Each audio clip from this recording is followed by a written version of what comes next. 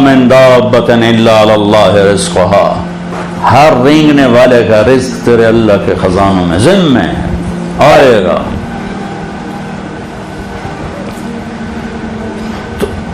اگر اللہ چاہتے سب کو مالدار بنا دیتے، لیکن اللہ نے حکمت بتائی، لو بسط اللہ الرزق لعبادہ لبغوا فی الارض، اگر میں سب کے لیے دروازہ کھول دیتا تو بغاوت ہی بغاوت ہوتی، میرا نام لے آنا تو ہوتا ہی کوئی۔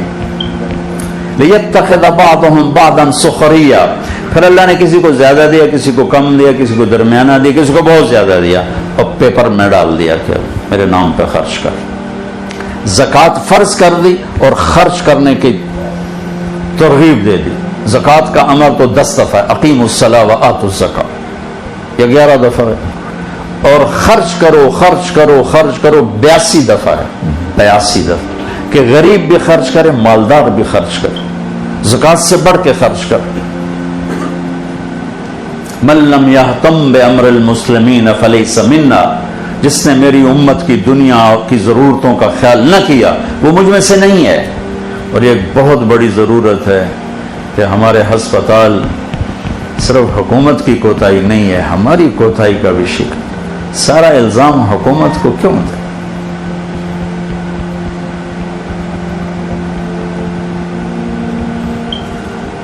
اللہ نے ہمیں دل دیا ہے، درد بھی دیا ہے، دکھ بھی دیا ہے، تو اللہ کو مال لگانا پسند ہے، اور خاص طور پر مریض۔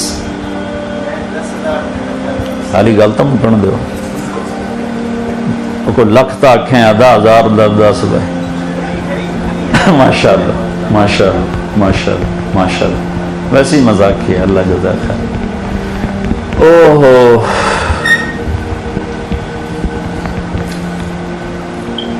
عبداللہ بن عبید اللہ بن عباس بڑے سخی گزرے ہیں، حضرت عباس کی اولاد۔ ان سے کسی نے پوچھا آپ نے سے بڑا سخی دیکھا ہے؟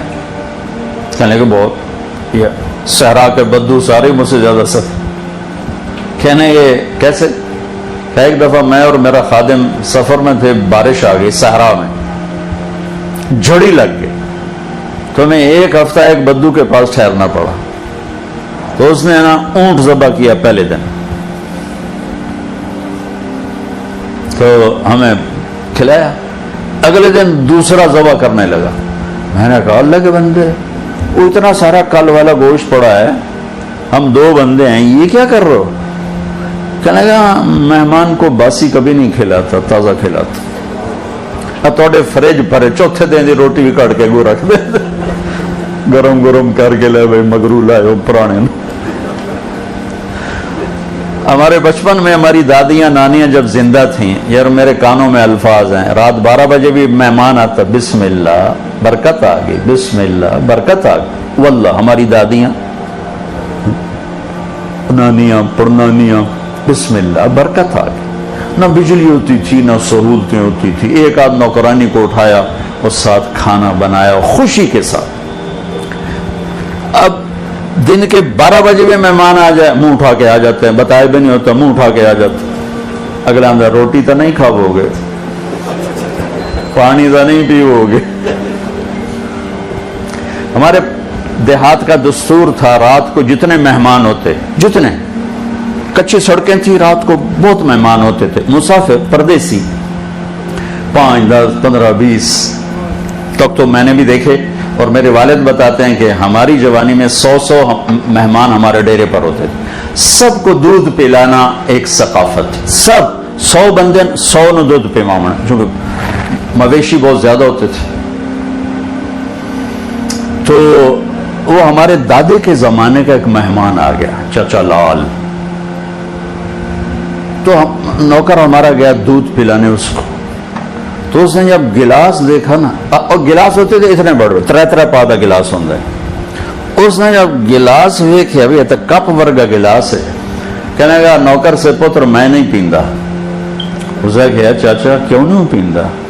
کہ پتر 2 تو ود پیواں تے بے غیرت بنا تے 2 تے گزارا کو نہیں، جا لے جا میں نہیں پیندا۔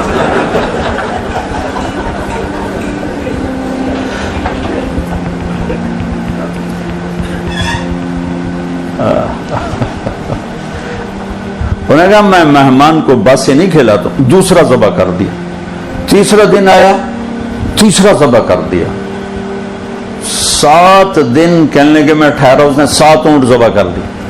پھر ان کو سکھا لیتے ہیں، وہاں ان کا تھا ترتیب، سکھا لیتے ہیں۔ 8ویں دن بادل کھلے تو تھوڑا نکلا اپنے مال مویشی کے لیے، تو میں نے اپنے نوکر سے کہا خادم تیرے پاس کتنے ہیں؟ کہا جی 300 دینار۔ 300 دینار میں کو 3000 اونٹ آ جاتے تھے، 300 دینار۔ کہنے کہ جاؤ اس کی بیگم کو دے کے آؤ۔ تو جب گئے دینے تو انہوں نے کہا کہ ہم مہمان سے کچھ نہیں لیتے، آپ تشریف لے جائیں۔ تو انہوں نے آ کر بتایا کہ وہ تو کچھ نہیں لے رہے۔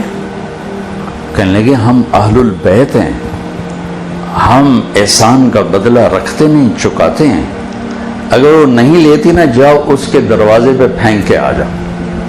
وہ گیا اور ان کے دروازے پہ پھینک کے آ گیا، اور فرمانے ہم دونوں چل پڑے۔ کچھ دور نکل گئے تھے تو پیچھے سے بدو کے نعرے سنائی دیے، رک جاؤ رک جاؤ رک جاؤ۔ تو اپنے اونٹ کو بھگاتا ہوا آ رہا تھا، قریب آیا تو اس کا سانس پھولا ہوا، کہنے لگا یہ اپنی تھیلی واپس لو۔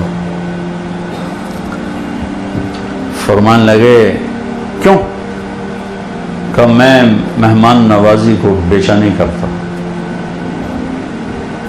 کہنے لگے یہ مہمان نوازی کا صلہ نہیں ہے، یہ حل جزاء الاحسان الا الاحسان، یہ احسان کا بدلہ احسان ہے، ہم اہل البیت ہیں، ہم احسان کا بدلہ رکھتے نہیں ہیں، تم نے نیکی کی ہم نے بھی کی۔ تو اس نے نیزہ سیدھا کر لیا، یہ لینا یا تیرے سینے دے پار کراں؟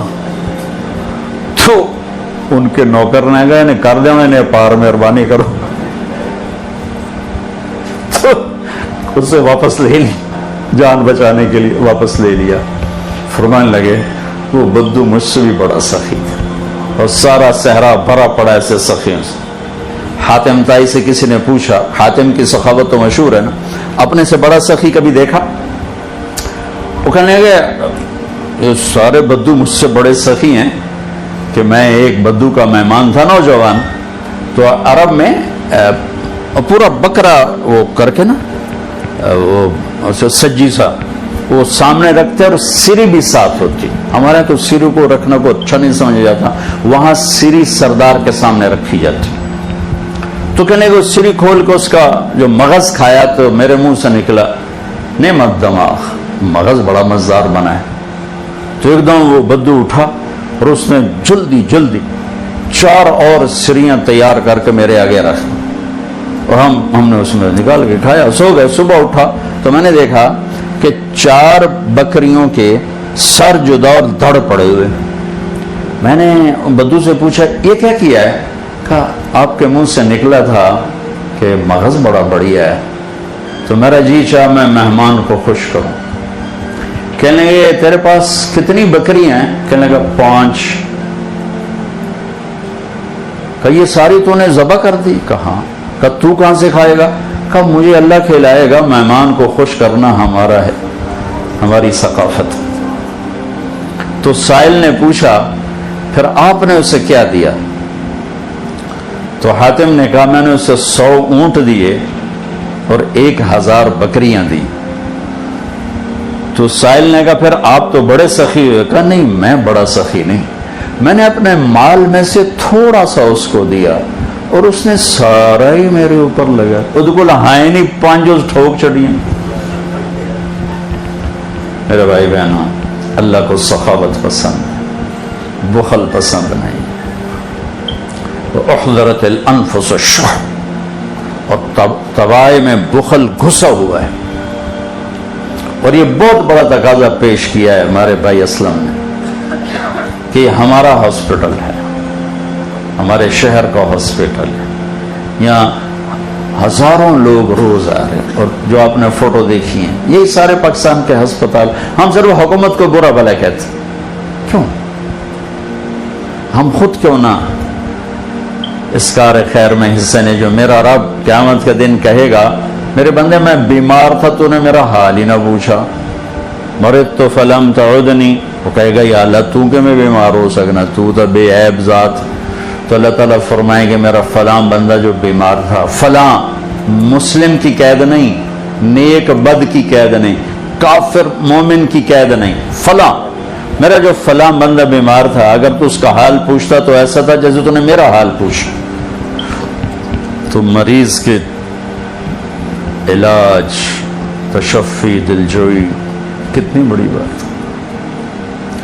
تو ہم ایک دوسرے کو گلہ دینا چھوڑ کے خود کرنا شروع کر۔ بے شک ہم زوال شدہ قوم ہیں اور زوال شدہ قوموں کے ضمیر سو جاتے۔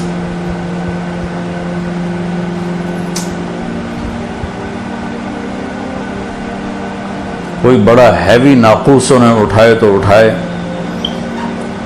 باقی باتیں کانوں پہ نہیں آ کر پڑتی۔